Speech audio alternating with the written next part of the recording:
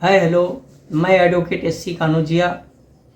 आज की टॉपिक है section 30 of advocates act 1961 and section 49 1 AH of advocates act. ये दोनों सेक्शन के बारे में बात करने से पहले, ये सेक्शनों के ऊपर डिस्कस करने से पहले मैं ये बताना चाहता हूँ कि 3 साल की डिग्री और 5 साल की डिग्री लेने के बाद जो ये हम डिग्रियां लेते हैं या जो डिग्री हासिल करते हैं कॉलेज में एडमिशन लेके, और जो स्टेट के द्वारा जो एग्ज़ाम कंडक्ट किए जाते हैं, जो सर्टिफिकेट दिए जाते हैं, ये सर्टिफिकेट की वैल्यू क्या है।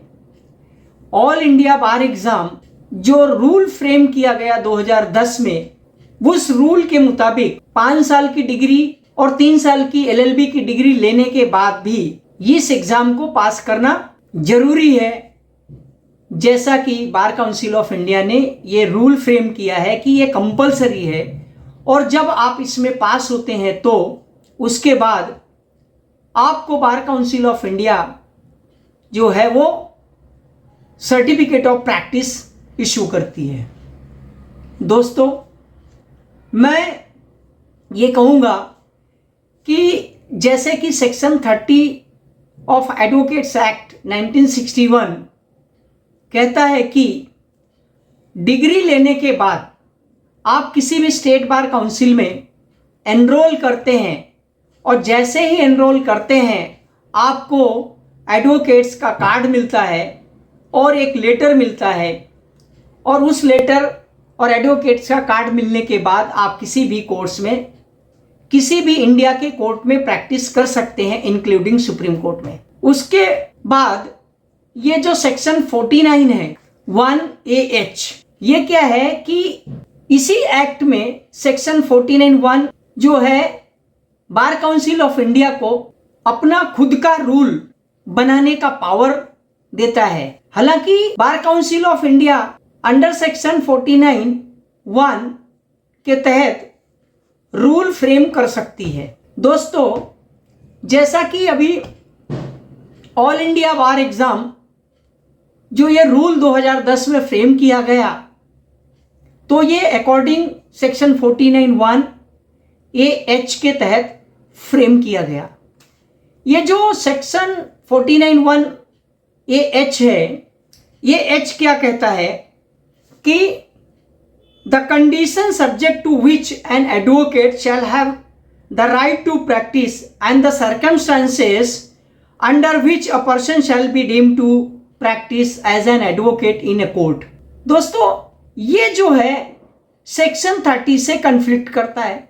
एक तरफ सेक्शन 30 ऑफ एडवोकेट्स एक्ट 1961 ये पावर देता है कि आप एनरोल डिग्री लेने के बाद जब आप किसी भी स्टेट बार काउंसिल में आप अपने आप को एनरोल करते हैं, और एनरोल करने के बाद आपको पावर मिलती है कि आप प्रैक्टिस कर सकते हैं। उससे कॉन्ट्रेरी ये है कि बार काउंसिल ऑफ इंडिया को पावर दिया गया है कि रूल फ्रेम करने के लिए अंडर सेक्शन 49(1) में कि वो रूल फ्रेम कर सकते हैं। तो AH क्या कहता है कि कौन सी कंडीशन में एडवोकेट और कौन सी कंडीशन में ये समझा जाएगा कि एडवोकेट प्रैक्टिस कर सकता है। तो ये जो रूल बनाया गया है, ये रूल बनाने का जो उनको पावर दिया गया है बार काउंसिल ऑफ इंडिया को इसी एक्ट के तहत, तो ये दोनों एक दूसरे को कन्फ्लिक्ट करते हैं।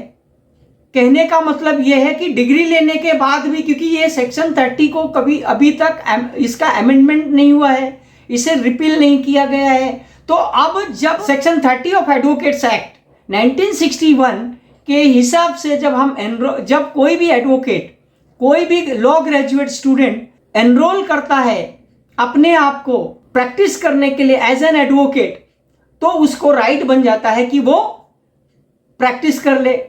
तो क्या ये जो 2010 में रूल बना है, रूल फ्रेम किया गया है, तो क्या ये रूल सेक्शन 30 को सुपरसेट करता है?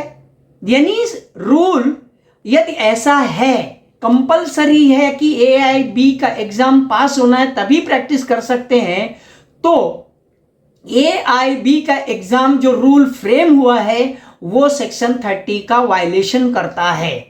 और यदि ये वायलेशन नहीं करता है तो ये कंपलसरी नहीं होना चाहिए। जैसे ही एडवोकेट एनरोल करता है अपने आप को स्टेट बार काउंसिल में, उसको अधिकार हो जाता है, स्टैट्यूटरी राइट हो जाता है कि वो किसी भी कोर्ट में प्रैक्टिस कर सकता है, तो उसे AIBE का एग्जाम देने की जरूरत नहीं है।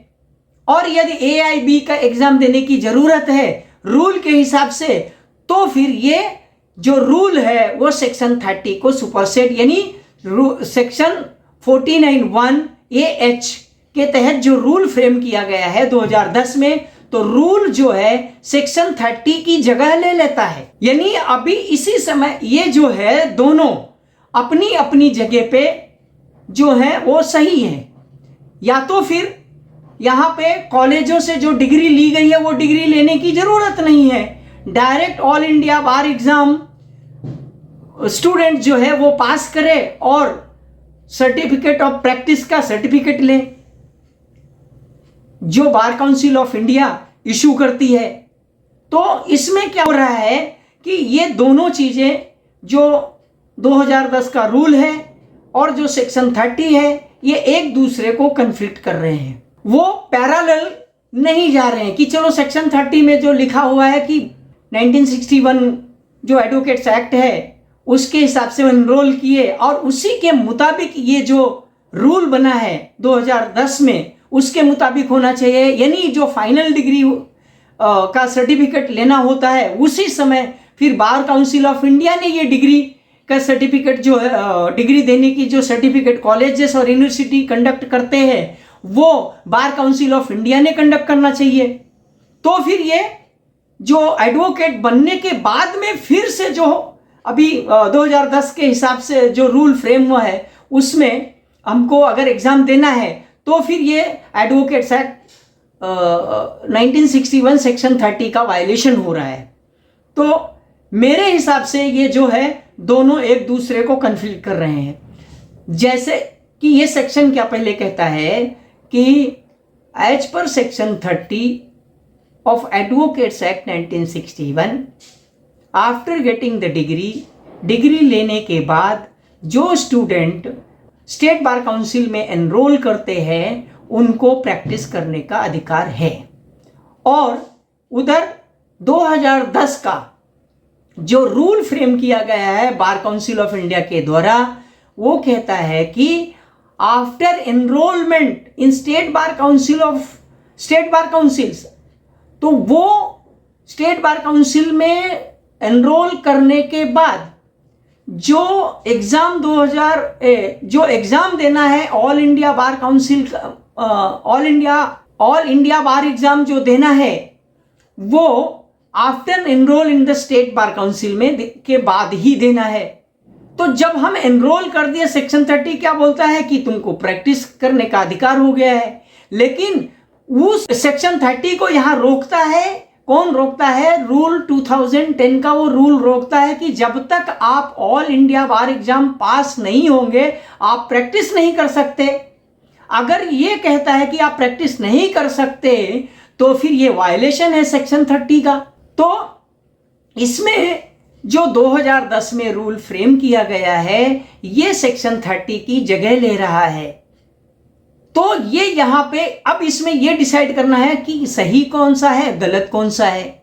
यानी ये कहने का मतलब है कि और ये जो एग्जाम है 2 साल, यानी वो स्टूडेंट को 2 साल के अंदर क्लियर करना है। जब तक वो क्लियर नहीं कर लेता है, बंदा जो भी लॉ ग्रेजुएट हुआ है, जिसने भी स्टेट बार काउंसिल में अपना एनरोलमेंट किया है, वो बंदा प्रैक्टिस नहीं कर सकता है। क्योंकि सेक्शन 30 कहता है प्रैक्टिस कर सकता है, लेकिन रूल 2010 कहते हैं कि प्रैक्टिस नहीं कर सकता है। तो ये कन्फ्लिक्शन नहीं है, ये वायलेशन नहीं है क्या दोस्तों? यदि वायलेशन है तो इसके ऊपर कमेंट्स करिए और किस तरह से वायलेशन है ये कमेंट्स कीजिए, और क्या होना चाहिए, इसको कैसे मतलब डील करना चाहिए और कैसे इसे अमल में लाना चाहिए सेक्शन 30 को, उसके ऊपर कमेंट्स कीजिए। जो ये मेरा ओपिनियन था, मैंने इसे अपना ओपिनियन बताया हुआ है, ना कि मैं किसी के अगेंस्ट ये कोई चीज़ बताई है कि बार काउंसिल ऑफ इंडिया ने गलत किया है। बार काउंसिल ऑफ इंडिया को राइट्स है रूल्स बनाने का। ये रूल जो है सेक्शन 30 को सुपरसेट कर रहा है, सेक्शन 30 की जगह ले रहा है, यानी सेक्शन 30 की यहाँ पे कोई वैल्यू नहीं रह जाती है और इसका वायलेशन हो रहा है। तो दोस्तों, यदि यह मेरे वीडियो अच्छा लगे तो इसे लाइक कीजिएगा, शेयर कीजिएगा अपने दोस्तों में। और यदि दोस्तों आप मेरे इस चैनल पे पहली बार हैं तो मेरे इस चैनल को सब्सक्राइब करें, बेल आइकॉन दबाना ना भूलें, ताकि हर छोटी मोटी जानकारी की इंफॉर्मेशन आपको सबसे पहले मिले। थैंक यू, धन्यवाद।